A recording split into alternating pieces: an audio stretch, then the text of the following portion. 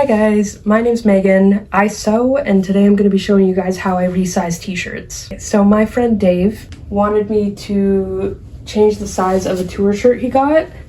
We saw Testament in 2022 and they only had 2XLs left, so he ended up getting one, but it's too big for him to wear, so I'm going to be turning it into a large for him.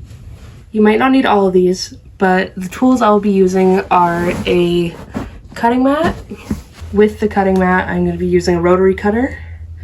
And I also have good sewing shears, a seam ripper, wax fabric marking chalk. It's like clear wax and it'll come out if you use like high heat or like even low heat. So just like a quick pass on an iron or like run it through the dryer. And a square ruler just to hold the fabric down. Today I'm going to be using two different machines. One is my regular sewing machine, just like straight stitch, ideally something with a stretch stitch or else you'll risk stitches popping. When sewing t-shirt fabric, also be sure to be using jersey knit like ballpoint needles, because if you don't, you'll end up with wherever stitches are, like wherever the needle goes in the fabric, it'll pull the weave and break it. Like wherever there's a needle hole, you'll end up with little tears and like little holes along the sewing line. And the other machine is just my little domestic serger, which I genuinely do use a lot, but it's just to finish the edges. If you have a computerized sewing machine or something with more stitches, I'll show you what stitches you can use to finish the edges. So this is the shirt that we're going to be changing the size of, and this is how small we're going to be making it. It's about 2 inches larger on all sides. So you got like 2 inches here, 2 inches here, and then the sides are also 2 inches. So first thing we're going to be doing is removing the sleeves off the extra large shirt. You could use a seam ripper, but I think it's going to be more efficient just to cut it because we're changing the size so much. If you cut it on the t-shirt fabric side, like the side where the body is going, it should be fine. Just clip it a little bit. Try to avoid making very choppy cuts because we want this to be as simple as possible.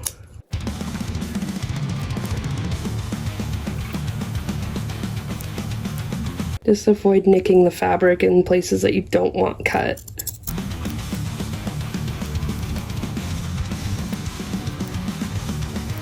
I'm being a little bit more careful because this is not my shirt, it is my friend's. So that's one sleeve removed.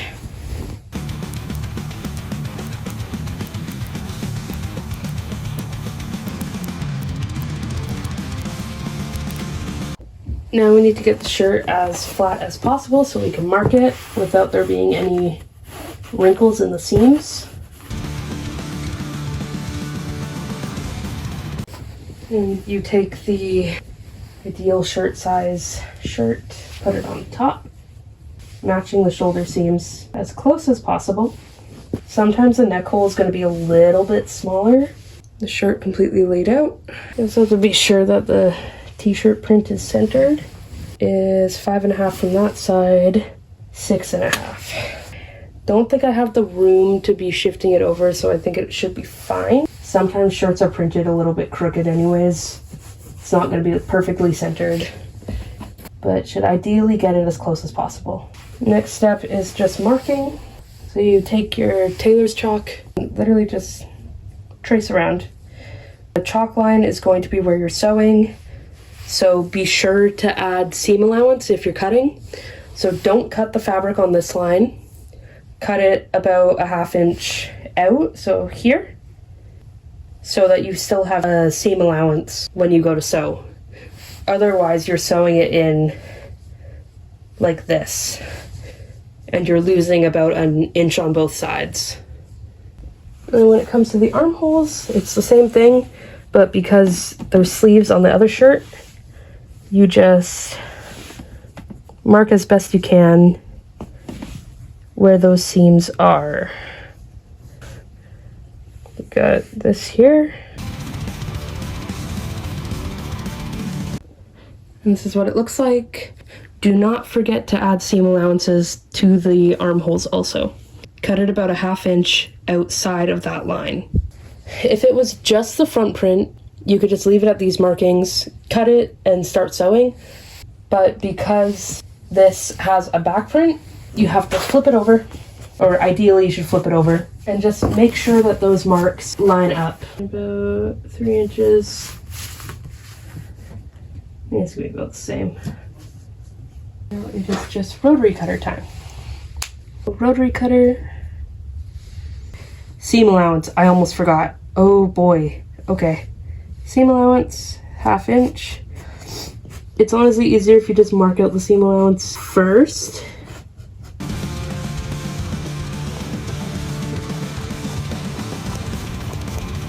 I'm just eyeballing the seam allowance, but you could measure it. It's really not the most important as long as it's about 1/2 inch. The same thing for the sleeves. Line up the fold. So you line up about where it's folded and mark. You got this. That's where that is. This is actually a little bit different size-wise. Like the sleeve shape's a little bit different. Follow this. Don't forget seam allowance. I'm just gonna cut these at once just so it's quicker. So 1/2 inch seam allowance, about that. Cut. I'll adjust to what's needed. This is what happens with like factory produced clothing. The cutting can tend to be very off. Like these aren't lined up at all, even though this one is. When sewing t-shirt fabric, you're going to want to have these specific needles meant for stretch fabric. I just have the Schmetz jersey needles in right now. And the difference is it has a ball point. And what happens if you use a regular pointed universal needle like this is this. So you'll end up with these little snaggy pinholes that grow into full holes along the sewing line, because what happens is your sewing machine needle will go in and it will snag the fabric in the weave, causing it to tear instead of sliding past it, and that will cause little holes to start growing.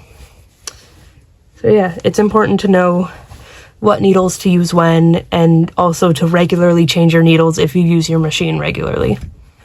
I have the shirt here. We're going to start sewing.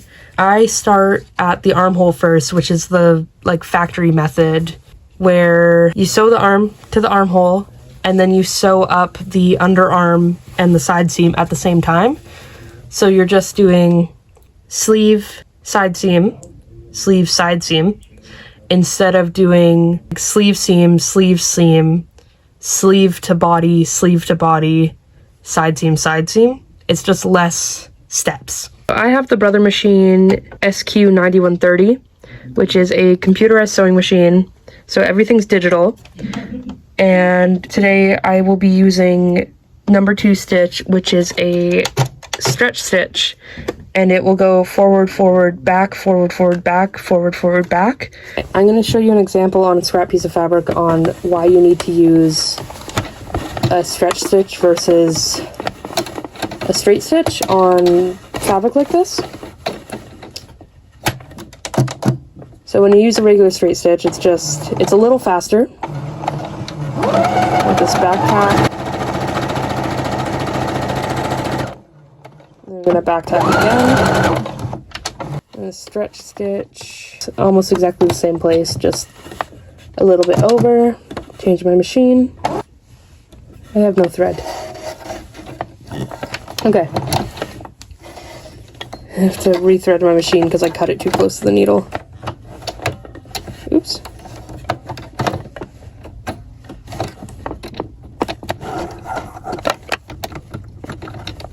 So stretch stitch, it goes forward, forward, back, forward, forward, back. So See that movement?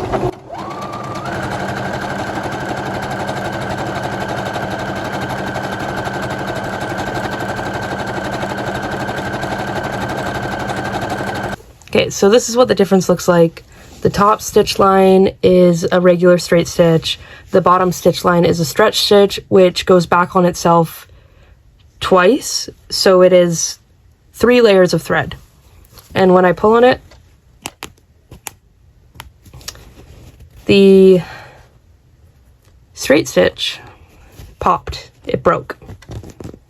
Whereas the bottom stretch stitch is still intact. I'm going to show you a visual example of what the stretch stitch does. It's like forward, forward, back, forward, forward, back, forward, forward, back, forward, forward, back. Obviously, just on top of itself, it doesn't move, but that's what I mean by how it's 3 layers of thread. Make sure it's right sides together, so you're looking at the outside of the shirt and the inside of the sleeve. Right side meaning the side you see on the outside of the clothing.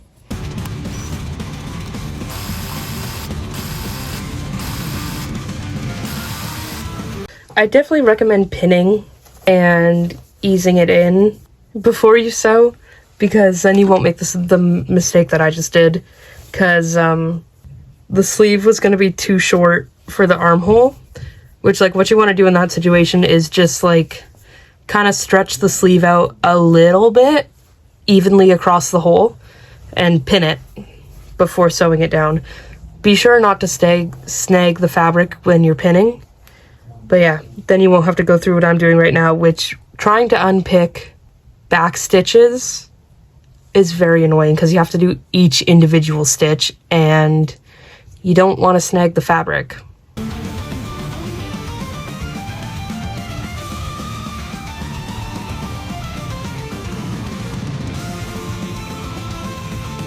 So I got the sleeve separated. Definitely had some casualties. It's really hard to unpick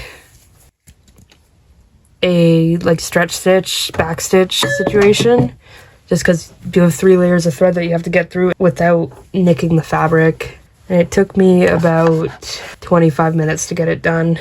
Yeah.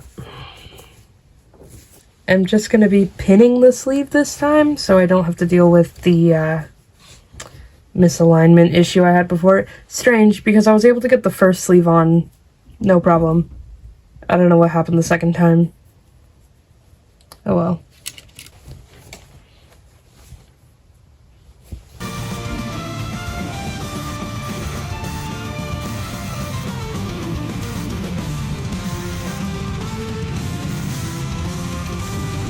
Next up we have the serger, which will finish the edges so it just looks nicer on the inside and doesn't fray. So I want the seams to go towards the shoulders, not the arms. So the top side, I'm going to be looking at the sleeve side. Really need to be sure not to nip the fabric with the blade here. I'm trimming the seam, but I don't want to catch the main body of the fabric with the blade.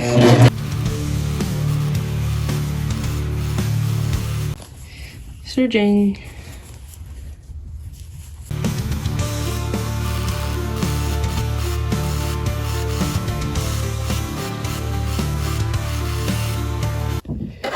Okay, I told you I was going to show you how to overlock on a domestic machine. So what you're going to do is remove the regular presser foot, the flat one, and put on the overlock foot, which it'll be different depending on the brand. I have Brother, so it's just letter G.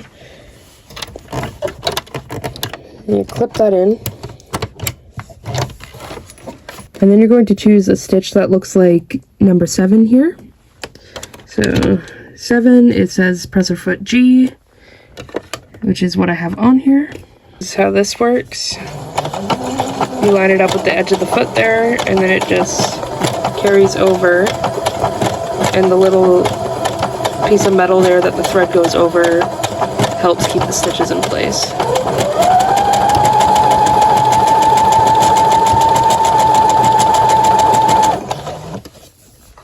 And this is how it looks.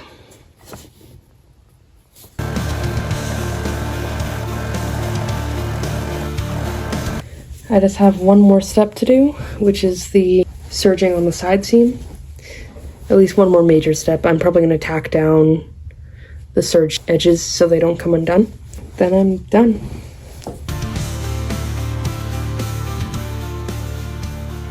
This is now a large.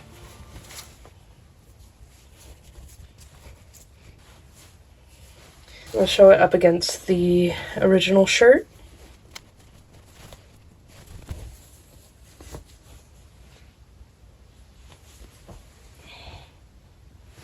And that's how you can resize a shirt.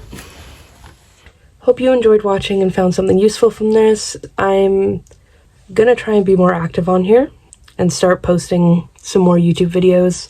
I am active on TikTok and Instagram as mystic.megalodon, and my main Instagram account is they_call_me_megalodon. So yeah, I'll see you around.